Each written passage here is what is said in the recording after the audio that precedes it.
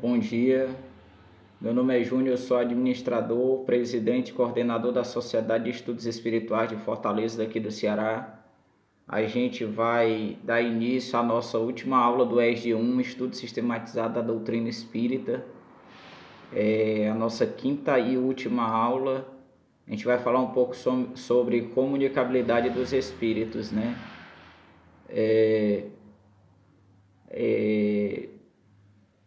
A doutrina traz, né, que Allan Kardec fala que em regra, né, todos nós somos médios, né, mas lá na frente ele vai falar que médio realmente seria aquele que é o considerado ostensivo, que é aquele que vê, aquele que ouve, né, aquele que sente, mas que em regra todos nós somos, porque a mediunidade ela é orgânica, né, e aí, lembra muito, né, que do ectoplasma, né, o alimento que a gente acaba comendo, né, e entra na nossa corrente sanguínea e gera o ectoplasma. E esse ectoplasma só quem possui somos nós que estamos com o nosso corpo físico, né, nosso corpo material. Os espíritos que estão desencarnados, né, que não possuem o corpo físico, eles não possuem esse ectoplasma. Então, para eles fazerem qualquer atividade no plano espiritual, né, tipo movimentar um objeto, né, eles precisam desse fluido que eles acabam pegando da gente, né? E então o médium, né, o médium ele serve de meio, né, do mundo físico, né, para o mundo espiritual, do mundo espiritual para o mundo físico.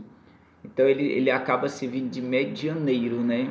E como a gente falou, né, a doutrina espírita, ela é a terceira revelação, né? Então ela vem trazer de uma forma mais aprofundada aquilo que Jesus falou e com o tempo foi acabando sendo esquecido, né? O próprio exemplo é o capítulo 4, que a gente já comentou um pouco.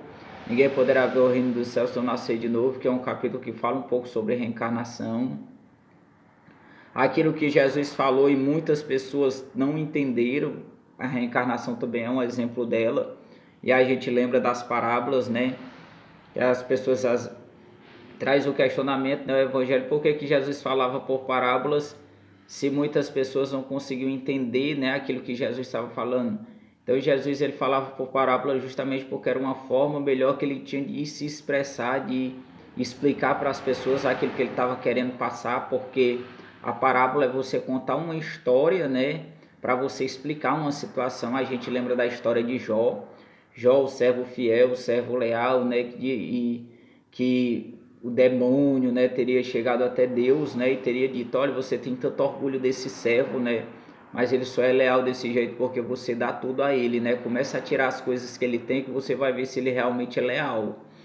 E aí Deus ele permite, né, que o demônio coloque à prova, né, Jó. Então Jó acaba perdendo fazenda, família, fica acamado, doente, e mesmo assim Jó ele permanece fiel, né?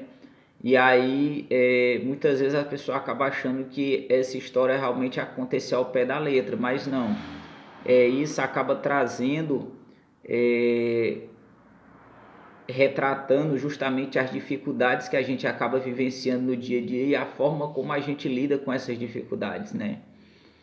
Então, e aquilo que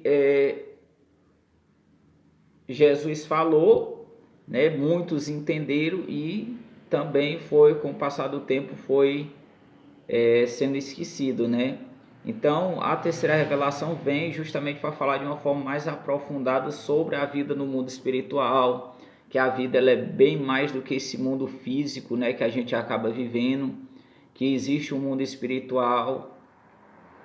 E também ele fala da mediunidade, né, e trazendo no contexto, a gente lembra, né, do livro A Gênese, né, que da metade para o final do livro, né, que é o último livro do Pentateuco kardeciano.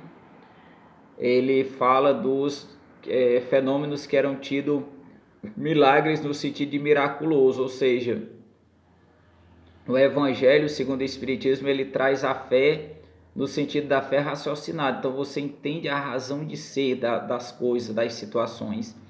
Então ele explica todos aqueles fenômenos as curas que Jesus realizava, né?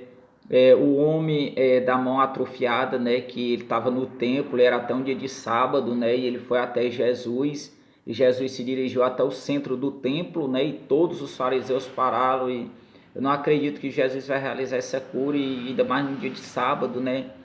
E aí Jesus ele realiza a cura, né? Na verdade o homem ele estava passando por um processo de obsessão, e isso estava fazendo com que a mão dele ficasse atrofiada, né? Então Jesus impunha as mãos sobre o homem e realiza a cura, né? Através de fluidos, né? Do poder magnetismo que Jesus tinha. E Jesus diz: olha, acaso se você tivesse um animal em casa, né? Você não daria de comer esse animal, né? Então ele diz: meu pai não parou e não descansou em nenhum momento, e eu não descansarei. E aí ele continua realizando as atividades dele normalmente. Então a gente faz o encerramento dessa videoaula, né, desse estudo do ESG 1. Posteriormente a gente vai estar dando continuidade ao ESG 2, né? Dando início à primeira aula, falando um pouco sobre reencarnação. Gratidão.